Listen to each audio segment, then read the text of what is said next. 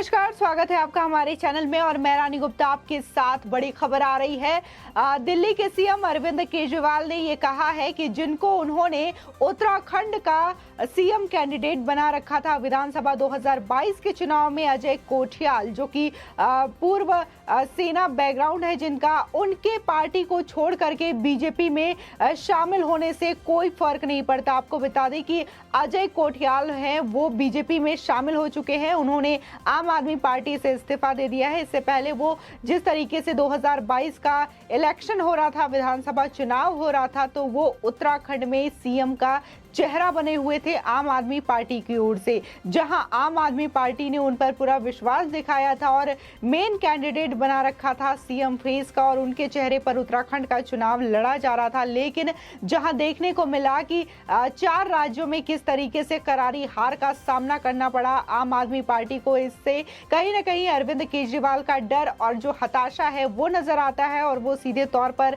कह रहे हैं कि अजय कोठियाल का पार्टी को छोड़ देने से उन्हें कोई फर्क नहीं पड़ता। आपको बता दें कि तमाम ऐसे कार्यकर्ता हैं आम आदमी पार्टी के जो लगातार पार्टी को छोड़ रहे हैं, चाहे बात हिमाचल प्रदेश से करें, गुजरात से करें या फिर उत्तराखंड से करें। लगातार तमाम ऐसे बड़े चेहरे हैं जो आम आदमी पार्टी का साथ छोड़ रहे हैं। इसके बावजूद अरविंद केजरीवाल ये कहते हैं कि उन्हें कोई फर्क नहीं पड़ता। बता दें कि जिस तरीके से उन्होंने अपने पार्टी की शुरुआत की थी, जहां अन्ना हजारे ने भ्रष्टाचार और करप्शन के खिलाफ लड़ाई लड़ी थी, और तब अरविंद केजरीवाल ने यह कहा था कि चाहे कुछ भी हो जाए वो पॉलिटिक्स में नहीं आएंगे, राजनीति नहीं करेंगे। लेकिन इसके बावजूद उनको देखा जाता है कि वो किस तरीके से आम आदमी पार्टी का निर्माण करते हैं, आम आदमी पार्टी की स्थापना करते हैं, राजनीति में आते हैं, और इसके बाद वो दिल्ली से विधानसभा चुनाव लड़ते हैं, और फिर वो उनकी जो लालसा देखने को मिलती है वो लोकसभा चुनाव तक जाती है।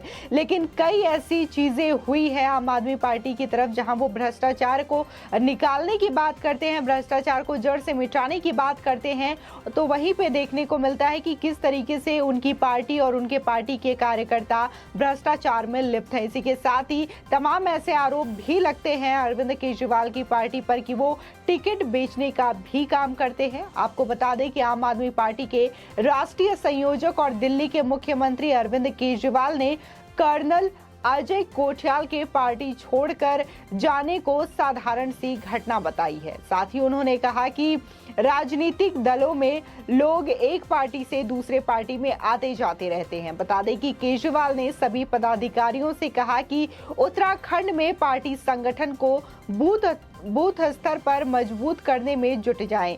प्रदेश में आने वाले निकाय और अन्य चुनाव पार्टी मजबूती से लड़ेगी। बता दें कि इससे पहले हिमाचल प्रदेश में आम आदमी पार्टी के प्रदेश अध्यक्ष अनूप केसरी, संगठन महामंत्री सतीश ठाकुर और ऊना अध्यक्ष इकबाल सिंह बीजेपी में शामिल हो गए। बता दें कि राज्य में साल के अंत में विधानसभा चुनाव होने वाले हैं। ऐसे में कहा जा रहा है कि आपको तगड़ा झटका लगा है, लेकिन आपका कहना है कि बीजेपी ने उस नेता को शामिल किया है जिसे वे पार्टी से निकालने वाले थे, क्योंकि वो महिलाओं के साथ दुर्व्यवहार करते थे। आपको बता दें कि जब जब कोई इनका नेता आम आदमी पार्टी को छोड़ करके किसी अन्य पार्टी में शामिल होता है या फिर बड़ी तादाद में बीजेपी में शामिल होता है, तो आम आदमी पार्टी के जो नेता हैं, जो संयोजक हैं, उनका यही कहना होता है कि इनको तो पार्टी से हमें पहले ही निकालने वाले थे, या फिर इनकी पार्टी में कोई ज्यादा अहमियत नहीं थी, या फिर ये किसी तरीके का करप्शन करते थे, भ्रष्टाचार करते थे, इस वजह से पार्टी से उन्हें पहले ही निकालना था। लेकिन ये बातें वो तब कहते हैं जब वो जो सामने वाला नेता होता है या कार्यकर्ता होता है, जब वो ऑलरेडी किसी पार्टी में शामिल हो जाता है, तब इस तरीके की बात वो कहते हुए नजर आते हैं। इससे पहले वो एक्शन लेते हुए क्यों नजर नहीं आते, जब वो पार्टी से इस्तीफा नहीं देते या फिर किसी और पार्टी में शामिल नहीं होते। आपको बता दें कि विधानसभा चुनाव के बाद प्रदेश में आपके नए संगठन का गठन और इसके बाद मची उथल पुथल के बीच गुरुवार को केजरीवाल ने प्रदेश पदाधिकारियों को दिल्ली तलब किया था। बता दें कि मुख्यमंत्री आवास में सीएम अरविंद केजरीवाल ने संगठन के नए पदाधिकारियों का परिचय लिया और उन्हें बूथ स्तर पर पार्टी को मजबूत करने का मंत्र भी दिया। बता दें कि केजरीवाल ने कहा कि पंजाब में आपकी सरकार ने भ्रष्टाचार के खिलाफ सबसे बड़ा कदम उठाया है। उत्तराखंड में पार्टी की ओर से भ्रष्टाचार के खिलाफ लगातार आवाज उठाई जानी चाहिए।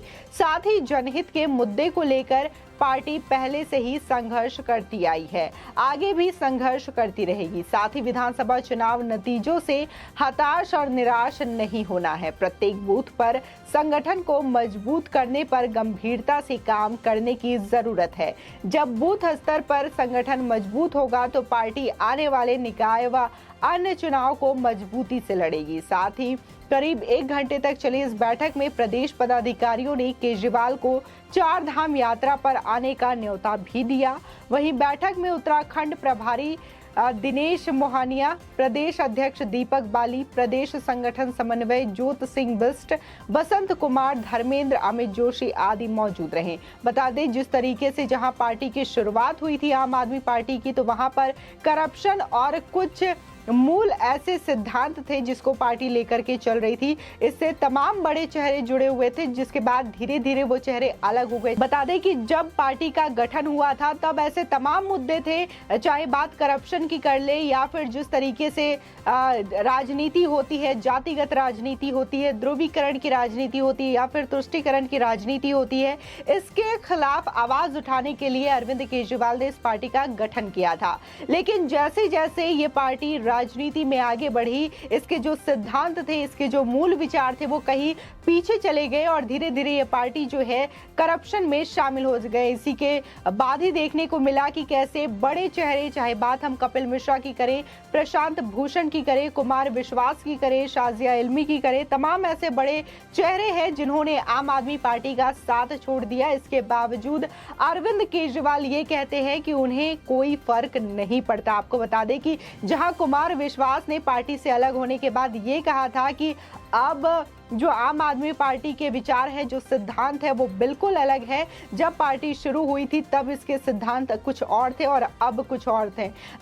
इसी के साथ ही कुमार विश्वास ने यह भी आरोप लगाया था कि उन्हें अमेठी में अकेला छोड़ दिया गया था और उनके लिए अरविंद केजरीवाल प्रचार करने के लिए नहीं आए थे। इसी के साथ ही अरविंद केजरीवाल को देखा गया है कि जहां वो ध्रुवीकरण की बात करते हैं, तुष्टीकरण की राजनीति की बात करते हैं और ये कहते थे कि वो जातिगत राजनीति कभी नहीं करेंगे, तो उनको भी देखा गया कि जिस तरीके से कांग्रेस पार्टी या फिर अन्य पार्टियां मुस्लिम वोट बैंक का खासा ख्याल रखती है, इफ्तार पार्टियां में जाती हैं, मौलवियों से मिलती है, तो उनको भी देखने को मिला कि किस तरीके से मुस्लिम वोट के लिए उन्होंने रोहिंग्याओं का साथ दिया। इसी के साथ मौलवियों से भी वो लगातार मिलते हुए दिखाई दिए, कभी मस्जिद में मत्था टेकते हुए दिखाई दिए, कभी मंदिर में मत्था टेकते हुए दिखाई दिए। तो जिस तरीके से अरविंद केजरीवाल कभी बात करते थे कि वो जातिगत राजनीति नहीं करेंगे, तो वो भी इस तरीके का रवैया अपनाने लगे। इसी के साथ ही वो लगातार प्रधानमंत्री नरेंद्र मोदी के खिलाफ भी अपशब्द बोलते रहे, जिसका लोगों ने कड़ा विरोध किया। इसी के साथ ही उनके बड़बोलेपन को लेकर के और साथ ही उन्होंने मीडिया पर भी आरोप लगाया कि वो प्रधानमंत्री मोदी की खबरें ज्यादा दिखाते हैं जबकि उनकी खबरें नहीं दिखाते, जिसके बाद मीडिया ने भी उनकी एक एक पोल को खोलना शुरू किया और जिसके बाद जो उनकी करप्शन की पूरी फाइल थी वो लोगों के सामने आई। और जब अरविंद केजरीवाल जिस तरीके से बड़बोलेपन का इस्तेमाल करते हैं या फिर विवादित बयान देते हुए नजर आते हैं, तो इसको जनता ने भी कभी सीरियस नहीं लिया। कभी वो अंडे टमाटर खाते हुए दिखे तो कभी लोगों से थप्पड़ खाते हुए भी दिखाई दिए, जिसके बाद अरविंद केजरीवाल को अब अगर बात करें तो कोई भी जनता सीरियस लेते हुए नहीं दिखाई देती। अगर हम दिल्ली की हालात की बात करें तो दिल्ली की हालात सभी को पता है। कहने को अरविंद केजरीवाल कहते हैं कि उनका एजुकेशन मॉडल बहुत अच्छा है, उनका जो मोहल्ला क्लिनिक है वो सिस्टम बहुत अच्छा है, उनके स्कूलों की बात करें तो वो भी बहुत अच्छे हैं, लेकिन जो सच्चाई है वो इससे बिल्कुल अलग है।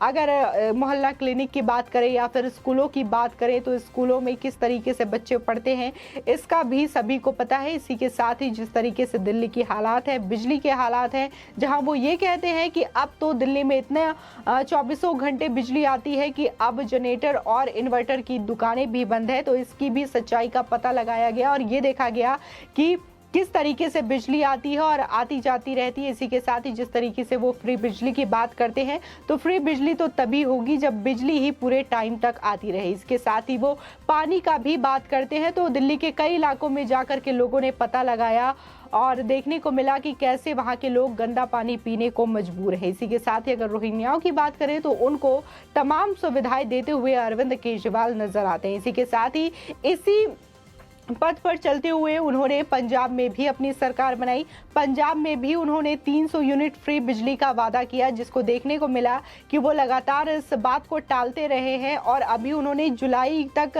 फ्री बिजली का वादा किया है। तो देखना होगा कि क्या वो जुलाई में भी ये वादा पूरा कर पाते हैं या फिर यूं ही इस वादे को टालते हुए नजर आएंगे। इसी के साथ ही जिस तरीके से देखने को मिला कि गुजरात में भी और हिमाचल में भी वो 300 यूनिट फ्री बिजली का जो वादा है वो देते हुए नजर आ रहे हैं, लेकिन अभी जो जनता देख रही है कि पंजाब में अभी तक ये वादा पूरा नहीं हुआ है। तो जब हिमाचल में वो रैली करने के लिए गए थे तो दिखा कि लोगों का जो समर्थन है वो बिल्कुल भी अरविंद केजरीवाल को नहीं था। वहां पे रैली में तमाम खाली कुर्सियां देखने को मिली। इसी के साथ ही जो वहां के पदाधिकारी हैं वो लगातार आम आदमी पार्टी को छोड़ करके किसी और पार्टी में शामिल हो रहे हैं और सीधे सीधे लोगों का कहना है कि जिस मूल विचारों को वो सोच करके आम आदमी पार्टी में आए थे वो मूल विचार कहीं भी अब पार्टी में नहीं दिखाई देते। इसी के साथ ही अरविंद केजरीवाल भी यही कहते हुए नजर आते हैं कि अगर लोग पार्टी को छोड़ करके जाते हैं तो उन्हें कोई फर्क इससे नहीं पड़ता, क्योंकि लोगों का तो एक दूसरी पार्टी में आना जाना लगा रहता है। आपकी इस खबर पर क्या राय है हमारे कमेंट सेक्शन में जरूर बताएं। आगे की और भी अपडेट के लिए चैनल को सब्सक्राइब करना ना भूलें।